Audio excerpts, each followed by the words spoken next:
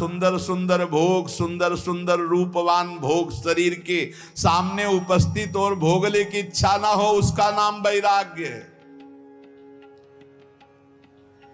बातें करने वाले वैराग्य की तो करते रहते हो, जब सामने प्रश्न आता है तो उत्तर नहीं दे पाते, अर्थात भोग आता है तो उन्हीं में लिप्त हो जाते हैं, उन्हें वैरागी नहीं कहते। इसीलिए हम कह रहे हैं कि अपने मुख से नाम नाम नाम, निरंतर नाम जप करो। यदि मुख नहीं नाम जप रहा तो ये जिह्वा टुकड़ा है मांस का, और मुख जो है मांस का एक कुंड मात्र है।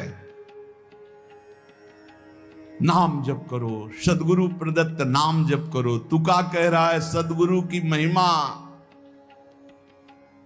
सदगुरु कोई मनुष्य नहीं है। चितनासी न लगे बेल काही, तया न लगे मूल, वाचे सदा सर्वकाल राम कृष्ण हरि गोविंद। गुरुदेव ने जो नाम दिया है वो कोई मनुष्य नहीं, वो साक्षात राम कृष्ण हरि ही है। बंदो गुरुपद कंज कृपा सिंधु नर रूप हरि। उन्होंने चिंतन के लिए तुम्हें जो दिया है, सारा समय उस चिंतन में लगा दो। अमूल्य है तुम्हारा जीवन। हर समय राम कृष्ण हरि गोविंद नाम जिह्वा पर बना रहे। चिंतन नासी न लगे बेल, सर्वकाल करावे। चिंतन के लिए कोई समय नहीं है ऐसा कि हम नहा धो के फिर चिंतन करेंगे। अगर शौचालय में ही मृत्यु हो गई तो हर समय नाम जप, हर समय नाम जप। सदा राम कृष्ण हरि गोविंद का चिंतन करो। एक सत्य सार यही है, ना फलाहार रहने से, ना जल पीने से, ना वायु भक्षण से, ना इन सब बाहरी बातों से भगवत प्राप्ति नहीं होती। भगवत प्राप्ति होती सदैव भगवत चिंतन करने से, नाम चिंतन करने से। भगवान नाम कीर्तन भगवान की प्रसन्नता के लिए, भगवत कथा भगवत प्रसन्नता के लिए। तुकाराम जी कहते हैं, गीता है, श्रीमद् भागवत है, ये भगवान की प्राप्ति के लिए चर्चा हो रही है। जो भगवत प्रसाद रूप मिल जाता है उससे जीवन यापन का। जब तक जीवन है हमें हर समय भगवान नाम जप, भगवत कथा, भगवत भक्तों का संग, यही करना है। प्रभु के नाम की महिमा प्रभु ही समझ सकते हैं, दूसरा कोई नहीं समझ सकता। या प्रभु समझा दे पुरुषोत्तम तो समझ पावे। कर्म के फेर में पड़ा हुआ जीव अगर अट्टहास करके नाम पुकारने लगे तो कर्म बंधन नष्ट हो जाए। राधा राधा राधा जोर से चीख चीख कर, तो बोले कर्म बंधन विध्वंस होते हैं। जितने के कानों में नाम पड़ेगा सबका मंगल होता चला जाएगा। तुकाराम जी कहते, जो मैं कह रहा हूं उसे सुनो। मैंने इसलिए कहा कि आप नाम को और कथा को बेचो मत, क्योंकि ये रहस्य की बात है। इससे श्री कृष्ण अधीन हो जाते हैं। विठोबा का नाम, विठोबा की कथा विठोबा को अधीन कर लेते हैं। महापुरुषों के वचन समझने हैं। जैसे सत स्त्री के अधीन उसका पति हो जाता है, उसके आचरण, उसका व्यवहार अपने पति को अधीन कर ले, ऐसे सद्भक्त भगवान को अधीन कर लेते हैं। यहां तुकाराम जी भगवान की अधीनता के लिए कह रहे हैं, तुम अपने परमार्थ को खो मत। तुकाराम कह रहे हैं, धन के अधीन हो जाना, काम के अधीन हो जाना, नरक की यात्रा करना है। इसलिए विठोबा के अधीन हो जाओ, रात दिन नाम कीर्तन करो, तुम्हारी वांछा पूर्ण हो जाएगी, तुम्हारी मनोकामनाएं पूर्ण हो जाएंगी। मदारी का बंदर वैसे नाचता जैसे मदारी नचाता है, ऐसे उमादार जो सिद्ध की नाई सबई नचावत राम गोसाई। उनसे प्रार्थना करो, तुम्हारा नाचना बंद हो जाएगा माया का, दूसरा कोई नहीं रोक पाएगा, क्योंकि इस नाचने का रिमोट उन्हीं के हाथ में। मामे वे प्रपद्यन्ते माया में ताम तरंती थे। कभी भी उपासक भेद मत में पढ़कर तर्क वितर्क न करे। हरि हर सब एक हैं, हरि हर सब एक हैं। जैसे पीछे कहा था ठाकुर ठाकुर सब एक है, संत संत सब एक। और जो संतन का सेवन करे सो जागे शुद्ध विवेक। ऐसे यहां कह रहे तुकाराम जी के हरिहर में भेद नहीं है, जो भेद फैलावे लड़ाई झगड़ा करे ऐसे से दूर रहना। मिठास में चीनी है, चीनी के खिलौने बने हैं, एक सवार बना हुआ है, एक घोड़ा बना हुआ है, दोनों में चीनी क्या कम है क्या? बराबर चीनी है। चाहे घोड़े से शुरू करो तो मिठास, सवार से शुरू करो, दीपावली में आते ना बने। ऐसे ही चराचर जगत में सेवक स्वामी बना वही सच्चिदानंद है। हरिहराम भेद नाही नका करुम वाद, एक एकाचे हृदयम गोडी साखे रेचे ठाई। जहां हरिहर में कोई भेद करके निंदा करने लगे वहां से कान में उंगली डाल के चल देना चाहिए। एक ही ये परम तत्व है। ये झूठ मूठ अज्ञानी जन बहस करते रहते हैं, इनके हृदयों में बिल्कुल भगवदानंद की मिठास नहीं है, इनकी बातें नहीं सुननी चाहिए। भेद करने वालों की दृष्टि में जो माया का पर्दा लगा हुआ है, भक्तों की दृष्टि में वो पर्दा नहीं होता। वो बेपर्द देखते हैं कि सर्वत्र एक ही भगवान विराजमान है। जो सर्वत्र एक ही भगवान विराजमान ऐसा मान लेते हैं, उनके आगे पीछे दाएं बाएं भगवान की रक्षा शुरू हो जाती है। ध्यान रखना, जो सर्वत्र अपने भगवान को देखते कि सब रूपों में मेरा ही भगवान है, तो कह रहे देवु उभा मांगे पुंडे उगवी कोंडे संकटा। कोई संकट उसे छू नहीं सकता, चारों तरफ से भगवान की सुरक्षा रहती है उस भक्त के जीवन में। विश्वास करो इस बात पर, चारों तरफ से भगवान सुरक्षित रखते हैं। और जो सदैव संतों का स्तवन करके भगवान का भजन करता रहता है, उसमें कोई ऋण नहीं रह जाता। यह भी एक प्रश्न आया था कि देव ऋण, ऋषि ऋण, मातृ ऋण, पितृ ऋण, इनसे कैसे ऋण हुआ जाए। क्या कह रहे हैं तुकाराम जी?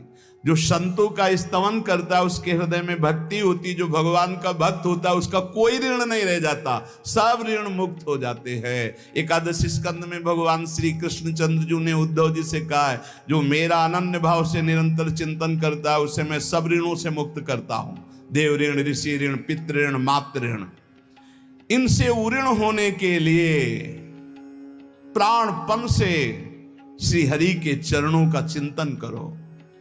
जैसे जैसे कोई भगवान का ध्यान करता है तो भगवान का प्रभाव उसमें उतरने लगता है। चाहे वो सगुण चाहे निर्गुण, जैसा चाहे वैसा साक्षात्कार कर लेता है।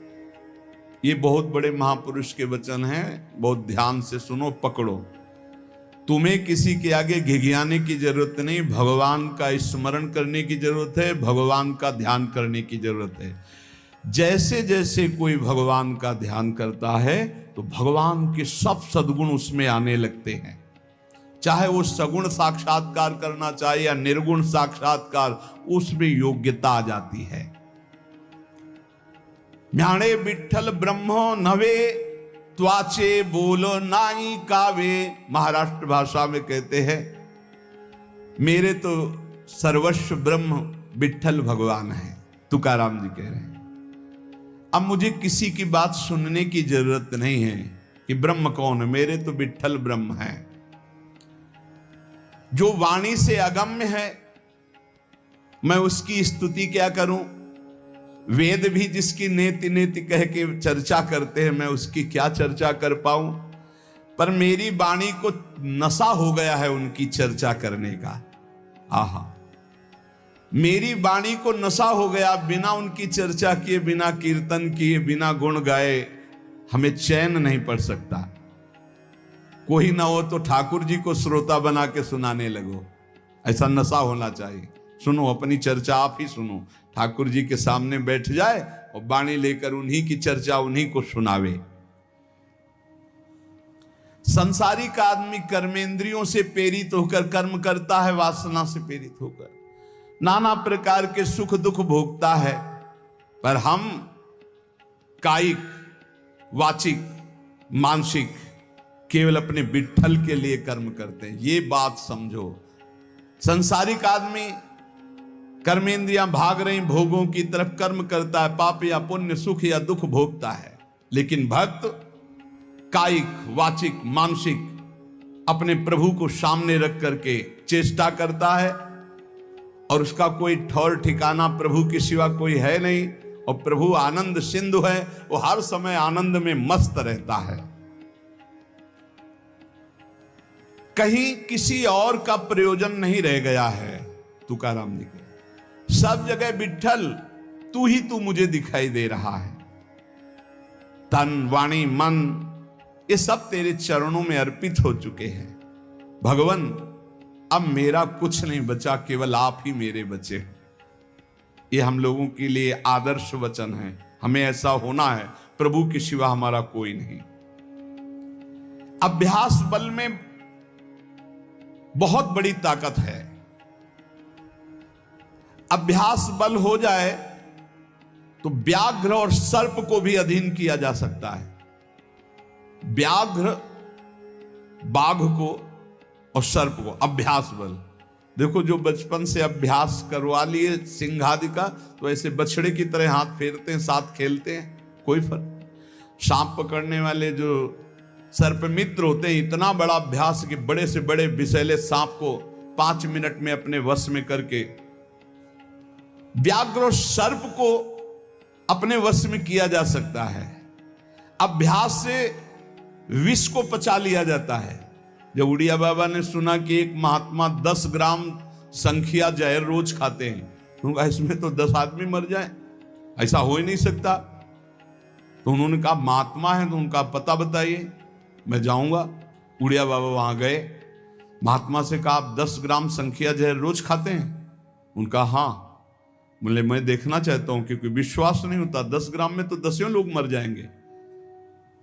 शाम के 4 बजे उन्होंने डाला सिलबट्टा में 10 ग्राम तौल करके जहर, संख्या जहर, जैसे धतूरा होता है ऐसे संख्या, उसे पीसा और पीस करके पूरा धोकर खप्पर में डाला और बस पी गए।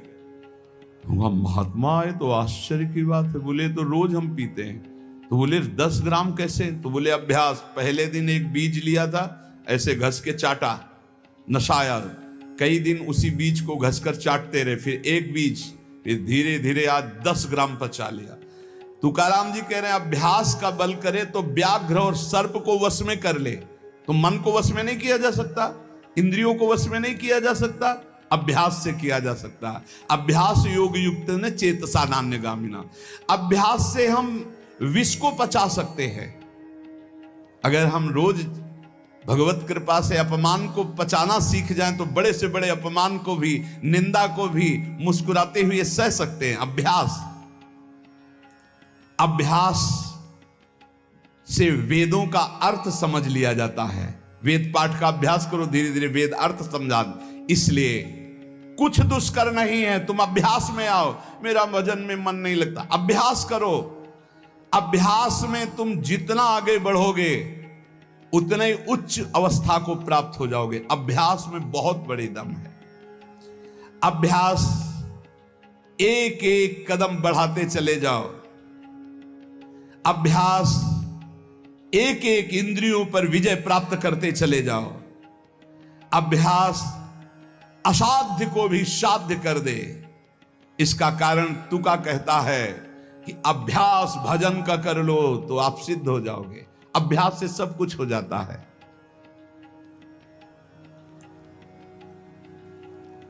संत जब घर आते हैं तभी दशहरा और दिवाली माननी चाहिए, जो भगवत प्रेमी महात्मा है। बहुत बड़ा प्रभाव है, इसीलिए उस प्रभाव का दुरुपयोग असाधु जन कर बैठते हैं। मूर्तमान परम पवित्रता और तीर्थ चलकर आज आ रहा है, ऐसा अनुभव होता है जब संत आते हैं। आज ही दिवाली दशहरा श्री साधु संत आले घरा, तुकाराम जी कह, आज ही हमारी दिवाली और दशहरा हो गया, क्योंकि भगवत प्रेमी महात्मा हमारे घर पधारे या भगवत प्रेमी महात्मा का सानिध्य मिला। साधु संत एति घरा तोची दिवाली दशहरा।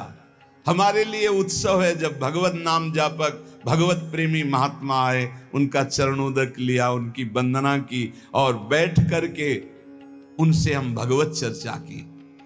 ऐसे जो भक्तजन हैं, उनके संग का परिणाम क्या होता है कि भगवत साक्षात्कार के लिए छटपटाहट पैदा हो जाती है। जैसे जल से मछली को निकालो तो विकल होकर तड़पने लगती है। जीवना वेगली मासूली तुका तैसा तलमली। जैसे जीवन के लिए मछली जल के लिए तड़पने लगती है, बाहर हटा दो, ऐसे सत्संगी का जीवन तड़पने लगता है भगवान की प्राप्ति के लिए। तभी माना जाएगा सत्संग हुआ है। सत्संग का ये फल है। बड़े भाग पाइप सत्संगा, बिनय प्रयास होई भवभंगा। संत आधि देवा मग। अगर एक तरफ बड़े बड़े देवता खड़े हो, एक तरफ संत खड़े हो, तो पहले आराधना किसकी करनी चाहिए? तो बोले देव सरावे परते संत पूजावे आरते। पहले संत सेवा, बाद में देव पूजा। जैसे लब्ध्वा जन्म मर प्रार्थ्यम मानुष्यम, ये मनुष्य जन्म जो प्राप्त हुआ है, इसकी सार्थकता भगवत प्राप्ति है। ये देव आराधन से नहीं होगी, ये संत आराधन से होगी, जो भगवत प्रेमी महात्मा है। नरदेह का ऐसा ऊंचा स्थान है कि इससे ब्रह्म सायुज्य प्राप्त कर सकते हो, जो अत्यंत कठिन है। नरदेह की स्तुति बड़े बड़े देवता करते हैं, इसलिए तुम्हें वही नरदेह प्राप्त हो गया है। तुकाराम जी कह रहे हैं, तुम सच्चिदानंद पदवी को प्राप्त करने के लिए सच्चिदानंद में डूबे हुए किसी संत महात्मा के मिलन की आकांक्षा करो। भगवान से प्रार्थना करो कि मुझे अपने प्रेमी संत का सानिध्य दे दो। उनकी कृपा दृष्टि से आपका मार्ग खुल जाएगा सायुज्य मोक्ष का। इस लोक को देखो, लोगों की क्या दुर्दशा है। देह मिलने पर भी क्या धन्य हो रहे हैं क्या? नहीं। तो जो विट्ठल के दास हुए वही धन्य हुए। जो विट्ठल विट्ठल ऐसे कहते आयु व्यतीत कर रहे हैं, वही सच्चिदानंद पदवी को प्राप्त होते हैं। तुका कहता है, मानव जीवन में तू भजन कर ले, बिना भजन के कुछ सार्थक नहीं जीवन। देखो ना, भगवान कितना प्यार करते हैं। रीछ बानर कौन सी पवित्रता धारण करते हैं, लेकिन भगवान वृक्ष के नीचे बैठे और ऊपर डाल पे।